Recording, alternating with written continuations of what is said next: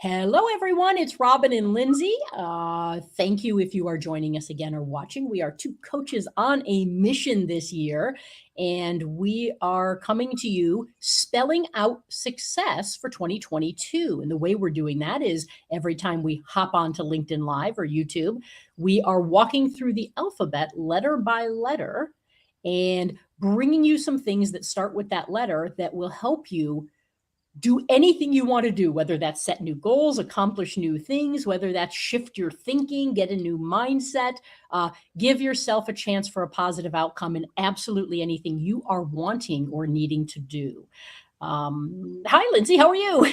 Hi, Robin. Good. How are you? Good. So we are on the letter N as in Yes. Nancy, or I Yes. guess N as in let's just start bringing N as in the words that we're going to share today. And Yes. we've got a handful of them. A couple of them are a little bit more of a deep dive. A couple of them are a little more surface type stuff that are little things that can make a big difference. So Mhm. we're going to go ahead and start actually with something kind of simple, and we're going to have that lead into something a little more in depth. And that thing we're going to start with, that is our first N for the day, is new things. You know, it's so easy, we all do it, to get caught up in our routines, our day to day, our autopilot. And what we do is literally the same things over and over and over and over and over again. And we're not always looking to make shifts. Sometimes what we're doing is working and we like it and it's okay. So this isn't Mhm. about stopping something you're doing that's good or enjoyable or working for you. However, trying new things throughout your life actually have tremendous health benefits or has tremendous health benefits. And and of course, I'm blanking on the name of the person who did this study. I don't know if you know, Lindsay, but if you've ever heard of the Nun study, right? And what happened was you can go onto Google and just put in nun memory study and it'll come up. It was a TED talk. It's a bunch of amazing research. A book came out of it. Basically what happened was these researchers were looking for a place where everyone environmentally was pretty much the same. They did the same stuff, they ate the same stuff, they were in the same environment consistently, all of those things, because then we could take out all of the causation correlation things. And what they did is they did this long-term memory study because they were looking to see what are things that actually affect things like Alzheimer's and dementia. And long story short, you can look at the study if you want, read the TED talk. You can watch the TED talk. It's pretty amazing what they found. In a nutshell, here's what they found. Memory loss is very normal as we're aging. The synapses are starting to dry up a little bit some places. And what happens is a lot of times the advice we get is, okay, here's all the info you have in your brain. Do things like crossword puzzles and things like that to continue that recall. But what they found in this study was if you're practicing by recalling things you already know, as the normal aging process happens, those things go away. That's not going to help you grow your brain. The idea is to stave off things like dementia, continue to learn things so that those synapses are popping and you have more and more and more. You're growing your brain instead of just reminding yourself what you already know. The difference is as the normal aging process happens, you still lose some of that. But because you've gained more, you don't fall into the conditions of I'm at a complete loss. I can't recall anything. If I only have this and I lose this, I'm down to this. If I expand it and I still lose this, look at how much I still have in there to access. So it's a fascinating study, and it lends itself to the next N that I'm going to pass the torch to you, Lindsay, because you can go a little in depth about this, which is the idea of neuroplasticity, what that is and why that is so key to understand and to work with in your own brain. Yeah. Oh, thank you, Robin. I feel like you set this up beautifully. All of your wisdom. Thank you. And good morning, Allison. We saw you pop on and Good love morning, having Allison. you here. And I'm going to pull in your hurdle, Allison. So hang in there as we go through this. It will be relevant. So one might be saying, why is it important to try new things? I get that, like, it might keep my brain healthy, but why are we talking about this today? So that's what we're going to go into right now with neuroplasticity. Okay. Neuroplasticity is actually a mashup of two words. Neural, which is relating to our nervous system, and plasticity is the capacity to adapt or change. And we're going to sit in this for a second. The capacity to adapt or change. And I'm going to say that because how many of us get in this rhythm of it's just me? I just grab a glass of wine when I walk home from work or I get home from work. It's just me. I just talk negatively to myself. It's just me. I've always done it. I just will never have confidence. That's just always been me since I've been a little kid. I'm just not a worker outer. That's just me. So as you're listening and you go, I wonder what I would follow up that's just me with. Then we start to think about this neuroplasticity talk and we say, wait a minute, hold on. I have the capacity. My brain has the capacity at whatever age I'm at to change. Interesting, right? And so, in other words, it refers to the brain's ability to change itself. Neuroplasticity is the mechanism by which the brain encodes experiences and learns new behaviors. And there's no like it learns it at the age of 15 or learns it as a man or learns it as a woman, or all of us have the capacity to change our brain and these neural pathways that Robin laid out so beautifully. And so when we think about this, I want you to picture, I'm going to give an example. And Allison, this is where I was like, maybe we can pull your example in of if somebody has a lot of trouble with negative self-talk. Okay. And you're trying to make a huge change to stop the negative self-talk. Well, what happens when we do a behavior again and again, that encoding, that learning, it solidifies, it gets stronger. And so when we have moments where we go, it's like, too much energy to work on something, or I don't care, I'll start Monday, or, oh, I heard that negative comment slip out of my mouth, but it's not that big of a deal.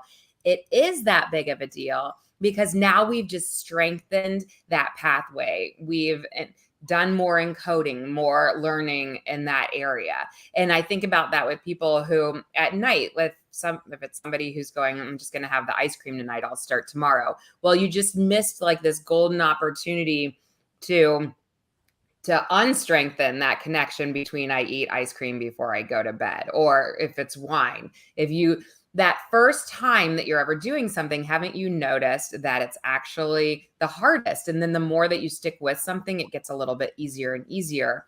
And so one of the things that really helps me, because I can't envision like what my neural pathways look like in my brain. I get the concept, but I don't have a good visual with it. And so I like to think of it as an actual road pathway, or like here in Arkansas, we have these beautiful trails that you can hike for miles upon miles. And it's because somebody's already cleared the pathway, right? But if somebody hadn't, if I approach this pathway and we've got sticks and branches and they're cluttered, and I would literally need a machete to like chop my way through. And if you've ever watched somebody do that, it looks exhausting. You're getting poked, you're getting thorns in you, you're getting beat up, and your muscles hurt at the end of the day. And so let's take somebody who's saying, I want to start working out and I'd never thought of myself as a worker outer. Well, guess what?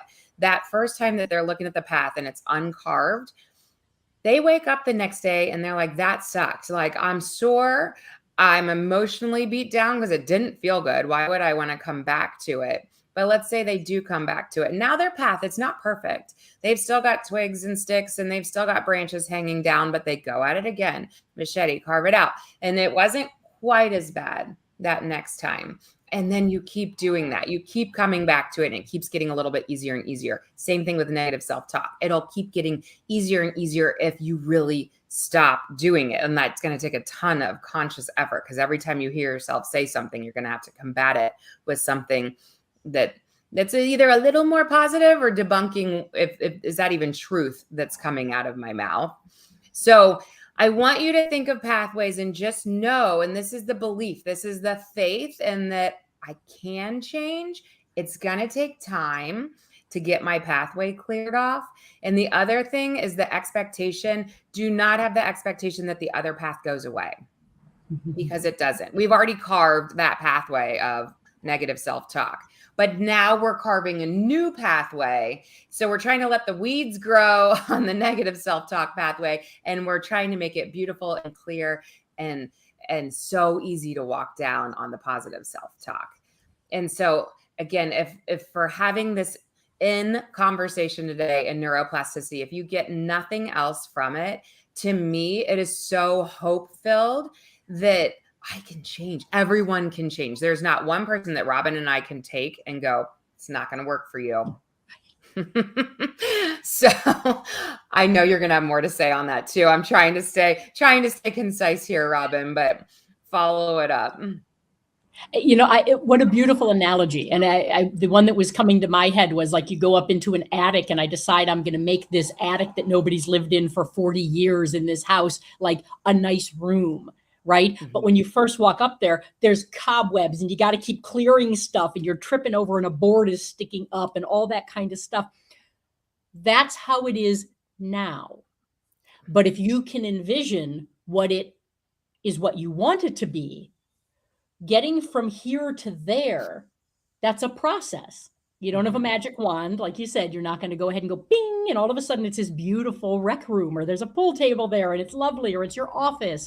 But being able to see from the cobwebs to the finished product is key. And if you think about so many things in life, that's what we have to do. Where you start is not where you end up.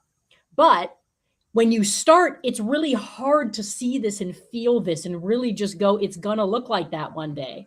But when you get to the end and everything looks like it's over because it's done, you look back and go, oh, we did that. Mm-hmm. So, taking that twig analogy, I love how you said, the more that you clear this new path, the more the weeds and the shrubs and the branches fall onto this path, because you're keeping this path nice. This is unkept. And that's going to make this path harder and harder to go down. It's going to make this one clearer and clearer to go down. I love everything you just said. I would thank you. Add nothing more than rating those. Yeah, I was gonna say, we can't leave this yet because I'm loving that Allison's on with us right now. So I feel like anyone else listening or down the road listening is going to get what's going to look like a real life coaching session out of both Robin and I right now with Allison. So Allison, thank you for your vulnerability here. I really appreciate it. But Allison said, I keep thinking that the negative self-talk will totally stop, and it doesn't. It gets better, but it still pops up first. And Robin, I'll want you to comment on this too, but I'll take a first whack at it. I totally hear you, but in this, and I think what I need you to hear from me is this is so normal. Like if something's been ingrained for a really long time for us, or that pathway is just so clear for us, it is going to be the first thing that pops up, and it's going to feel a little bit fake to be working on it. Cause like, you're like, the real thought coming in my head is this, and what I'm trying to tell myself is this. So my hope and want out of you is that you can stick with it long enough. It's that sustainability. It's the ability to keep coming back to it, even if you don't feel like it's working, because there's going to be this golden moment where you all of a sudden hear yourself say something different, or the positive talk pops up first, and you're going to go, oh, it might've been a year or two, but like it will happen. It just takes time and the belief that it will happen. So we have to be, I love the word resilient, and I know we're not on R, but like, I feel like it's the resilience of keep coming back to it. And then all of a sudden my promise to you is it is change. Robin.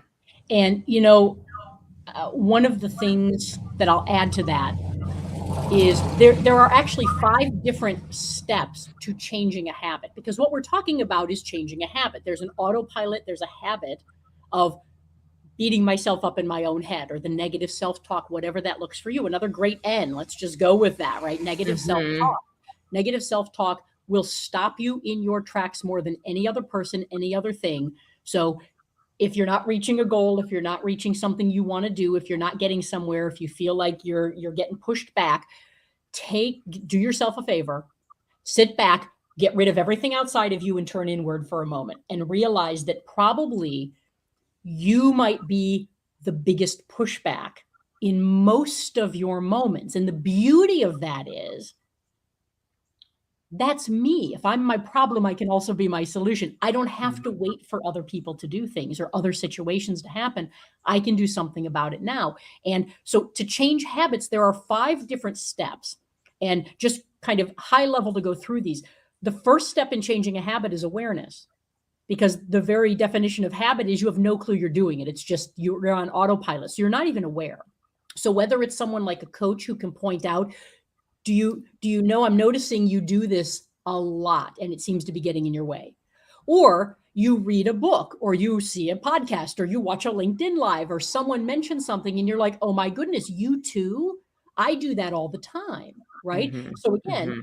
awareness is step 1.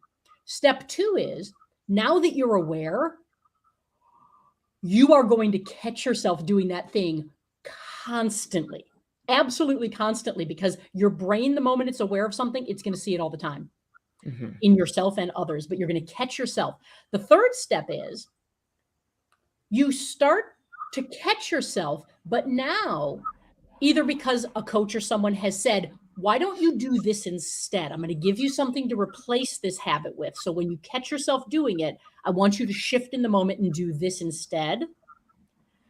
That's step 3. You start to do the old habit. You catch yourself, oh my goodness, I'm doing it. And in the moment, you stop and go, let me switch over to the new habit. Step 4 is you say, I'm going to go into this day, this meeting, this situation, whatever it is, and I'm going to do this new habit. You walk in, you do it, and then Mhm. afterward, you're like, I did it. That's awesome. Here's the challenge. Most people stop at 4 because they think, well, I can conjure it up now anytime I need to or want to. The Mhm. problem is the moment the stakes get high, the moment stress or anxiety or overwhelm or fear or any type of nervous feeling comes in, we go right back immediately. Your brain wants comfort. Your brain's job is to keep you safe. Mhm. And so if it fears danger, oh my goodness, I'm going back to safety instantly. So don't stop at 4. The key is step 5 is mastery. And what that means is that is your new autopilot. That is your new habit. You don't have to think about it. That is the thing your brain automatically goes to in every situation. So steps 1 through 4 can happen unbelievably quickly. The moment you're aware and you start figuring out what am I going to do instead, and then just start doing it, within a day or 2, you can get to step 4. Step 4 to 5 takes some time because, as you said before, Lindsay, you've got to do it consistently. You've got to build a new habit and forget the idea of 28 days or whatever to form a habit. No, throw that garbage out. Here's the thing, just do it until it's a habit. It doesn't matter if it's a week or a month or 6 months or a year. The time's going to pass anyway. Do not get caught up on the time or a number. When should I be done by? That's the part of your brain that's the 4-year-old little child in the back seat that's constantly going, are we there yet? Are we there yet? Are we there yet? Are we there? No, sit down and I will tell you when we are there. We'll both know it because we'll be getting out of the car. Until we're getting out of the car, the answer is no, right? Just set some boundaries with your self-talk, right? It's okay to do that and be firm and direct with yourself and be done with it. So Mm. think about that in those terms and remember those 5 steps. Because 1 to 4 happens so quickly, you think 4 to 5 should happen so quickly. It doesn't. So the Yeah. expectation should never be, I'm going to develop this new habit tomorrow or next week or next month. That will happen 0% of the time. So throw that expectation out. Have an expectation that it's going to take you 6 months, because then when you're doing it in 2 or 3 months, guess what? You feel good because you're ahead of schedule. Yeah. So if you want to have an expectation, set it twice as long as it's probably going to take, because then you'll be pleasantly surprised instead of constantly disappointed and frustrated. Right. Which I think is like kind of a good lesson in life in general, that whole under promise and over deliver. I think it's easy to do it for other people and then we kind of forget to do it for ourselves. Instead, we go a little more hardcore with ourselves. And yes, under promise, over deliver for yourself because it will feel so much more rewarding. Yeah. Oh my Yeah. goodness. We could do like 5 hours on this. So we probably should move on. Oh, I know this was so good though, but I don't want to run out of time before you talk about nighttime routines. Robin and I were chatting a little before we got on. So you got to hit this one. Yeah, you know what? It's amazing because when we talk about routines, you often hear a lot about morning routines, right? Mhm. Whether it's the 5 a.m. crew, whether it's the, get up and meditate and eat a nice breakfast and, do some yoga, go for a walk, get some fresh air, get some sun. All of that is great advice. And morning routines are key to a healthy and successful life, regardless of what you're trying to accomplish. Yeah. However, I feel that nighttime routines don't get the same attention that morning routines often do. And they are so important. A small nighttime routine can change your day the next day. It literally can create the exact day that you want. It can put you in control from the second you wake up in the morning, instead of the second you wake up feeling out of control and, oh my goodness, I have a million things to do today. And immediately we jump into that spiral. So just a few quick things about a nighttime routine. And maybe this is our homework for this week, is create a nighttime routine. And let's use those 5 steps, actually. Awareness. Start with, what do you currently do, right?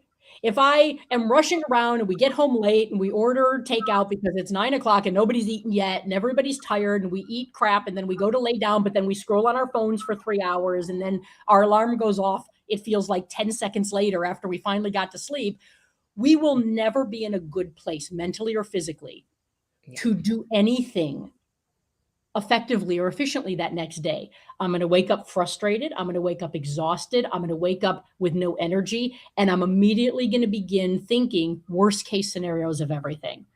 And I'm going to use what I call inflated language too. I have a million things to do today. No, you don't. You have 5. You have 5. You don't have a million. But we say those things because everything gets inflated when we're feeling a little overwhelmed. So when you start a nighttime routine, once I'm aware of what I'm doing, you're going to realize I'm sitting here scrolling on my phone for the second hour again in bed, right? Or for me, I try and read at night, but like I'm a half a page in and I drop the book on my face like 17 times. And I'm sure I just need to finish the chapter, but I don't remember anything I read. I should just close the book and put it down and I can read tomorrow, right?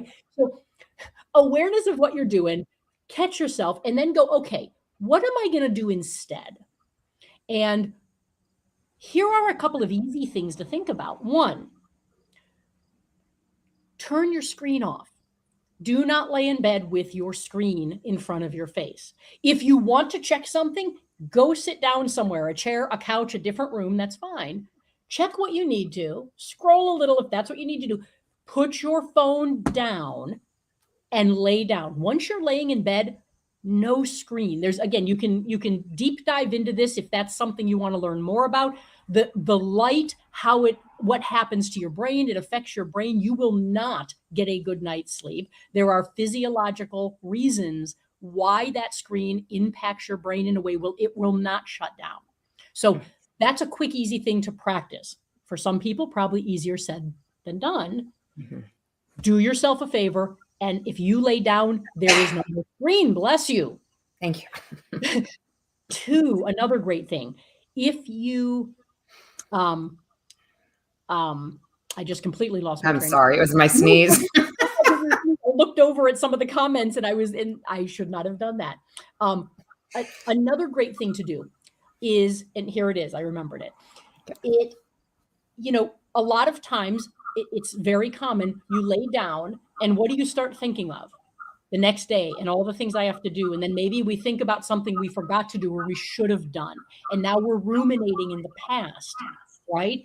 Or we're looking out in the future and our brains are going a mile a minute while we're trying to go to sleep, which is why we can't.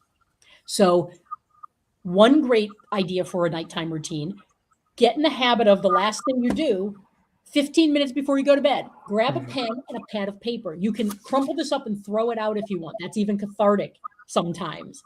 Is write down all the things that are going on in your head. Get them out of your head, brain dump. Tomorrow, I need to do this. I need to do that. I could have done this, but I didn't. So it doesn't matter. I don't need to go back and think about it. I can't change it. So tomorrow morning, I'm going to do this. Then I'm going to do that. In this meeting, I'm going to ask for this. Get it all out of your head. Just brain dump it. Whether you call it journaling, whether you just call it taking some notes, you can do it on your computer. I would suggest writing it because there's again, a whole bunch of science that explains the power of writing and how it impacts and sticks in our brain. So get it out. If you get it out by the time you lay down, you've already thought through all of this stuff and you've gotten it out of your head. It's there. The other thing you'll notice by doing that is in your head, it feels like 100 things. When you get it out on paper, it's literally like 4 things. Mm-hmm. So again, it's that I blow things up in my head because I play them over and over and over and over and over again. If I have 4 things to do tomorrow, but I've run them in my head 5 times, I think I have 20 things to do. I don't, I still have 4. So if I get them out in front of me and I can look at them, even if I start thinking about them again, I can go, no, I don't have that many things. I have 4 things and they're right here. Yeah. I'm in control. I'm good to go. So the screen time and the brain dump are 2 huge things to start with. If you've never done a nighttime routine, it will allow you to sleep better. And again, remember, the only time your body's repairing and recovering is when you're sleeping. So keep in mind, that's stuff that will help you to wake up mentally and physically more refreshed in the morning, and your body will be working a little more effectively, a little more efficiently, like it knows how to do if it gets what it needs. So those are 2 huge things. If you want to expand that nighttime routine, you certainly can. Start it an hour out and literally have things you do or stop doing at certain times before it leads up to you laying down. So what are your thoughts on a nighttime routine, Lindsay? Yeah, I think that you introduced this beautifully, and there's literally whole podcasts on sleep and the importance of sleep, and the Matthew Walker's book that's out there, if anybody has seen him interviewed with sleep. And it really does all have to do, with nighttime routine and lighting and whatnot. I'm going to come at this though for a minute with more of my weight management hat on, because this is a common barrier for, I would almost say, all of my clients. That's probably a far stretch, but almost all. And it's a nasty one to break. And it's the whole concept of me time, that people finally get to that hour where they're laying down and starting the scrolling. And it's not, they cannot just set their phone off to the side. Like, it is this like battle in their brain of the second I set my phone off to the side, then I know my night's over. And then my whole, the whole cycle starts over tomorrow. And then I fight for my alone time at night, and then blah, blah, blah, blah, blah. Right. So it's a vicious cycle. And how do we start to break that cycle is the tricky part. So if we're thinking about nighttime routine, we can stay with what Robin's talking about and needing to put devices down, and we need to find other pleasure seeking things. Like for Robin to be able to, for her book to fall on her face, it's because a book is way more calming. It actually slows down our senses. So finding those things that actually unwind us and allow us to, and set a bedtime. It would be my third thing that I would add into that homework, and really try to stick to it. Because if you're going, oops, it's midnight again, and I'm waking up at 5, think about how that ripple can go into the next morning. And now I wake up tired. And because I'm tired, I'm going to emotionally eat during the day. And because I emotionally eat, I'm frustrated with myself. And now I'm frustrated with the kids. And now I'm frustrated with my husband. And now I got to bedtime, and now it's me time. And I don't want to do anything but sit here and scroll again. And the cycle starts over. So it's you've got to take back to that neuroplasticity talk. We have to take that one day and say, today I'm changing. I'm going to bed on a bedtime, and let it ripple into, maybe it'll be a little bit easier tomorrow to keep doing that, because we're shifting and changing our pathways. But again, we have to have the faith that I can make this change, because if it seems too big of a hill to climb, we won't even attempt it, right? But my promise to you is that this nighttime for a lot of people is the first step in changing everything. We're talking relationships, we're talking health, we're talking weight, we're talking drinking habits. You've got to sleep. If you don't sleep and you start and approach your day tired always, good luck, right? Yeah. That was a lot of rambling. We should probably summarize. It's great stuff, and again, Allison came up, ADDers have trouble shutting off the mind in general, right? And it's described sometimes as having multiple channels, TV channels, for example, on at a time. And Lindsay, with what you were just talking about, the idea isn't that something that can be helpful is for anybody is if I have 10 channels going in my head at one time, I don't need to shut off 10 channels. Again, don't look at the black or white because you will never succeed at that. And you'll feel like a failure. You'll feel like you can never get it right. And you'll start to feel I'm different. Why am I the one that does? Everyone else can do this. And we start to story tell. And really, again, that negative self-talk creeps in really quickly. If I have 10 channels on, can I turn one off? Because even if I can turn one off, did that just lessen the channels? Absolutely. So shoot for turning one off. And again, you mentioned some things. I mentioned some things. Feel free if you want to on LinkedIn, feel free comment if there are things you have that you can share with other people who are watching this. That would be fantastic. Yeah. The idea is you don't have to always do it completely. If you are able to lessen it a little bit, it becomes a little easier. And then that's easier to lessen that a tiny bit. And then it's easier to lessen that a tiny bit. So one, awareness. What does my brain do? No judgment, just awareness. 2, what do I want to do to change one little thing? That's it. That's the goal always. And you will be in such a better place for you almost instantly. And then just keep building off of that. What's the next thing you want to do? What's the next thing? One step at a time. Huge things, little things done consistently give you huge results. It carves your pathway. Yes. New neural pathways. Now that we've come full circle, I guess we can start to wrap that up. Wrap up. That was pretty good, Robin. We tied it up with a bow, man. I was gonna say sometimes it just works and you roll with it, right? Someone tees it up, you hit the ball. So great stuff. So thank you for joining us again for the letter N. What do we have? L, M, and O. So next time is O, and we will join you in another couple of weeks with O. We'll post that on LinkedIn. And if you see it and you have any thoughts, feel free, and we will talk about those things if you suggest things. Other than that, just where do we find you, Robin? Where do we find me? LinkedIn. I'm always hanging out on LinkedIn, so feel free to follow me or connect if it makes sense to do so. You can also learn how to work with me there if that might be of value to you. And also my website, robinjsachs.com. How about you, Lindsay House? Yes, healthaccountabilitycoach.com is my website where you can find all my podcasts there, Direction, Not Perfection. You can also grab it on iTunes or Spotify or anywhere that you grab your podcast. I feel like that's kind of a happy home for me. And I'm in the process of opening up just a Direction, Not Perfection free community for all to just kind of jump into and be able to throw these types of talks in there so that if anyone wants to go straight from A to Z with us, they can.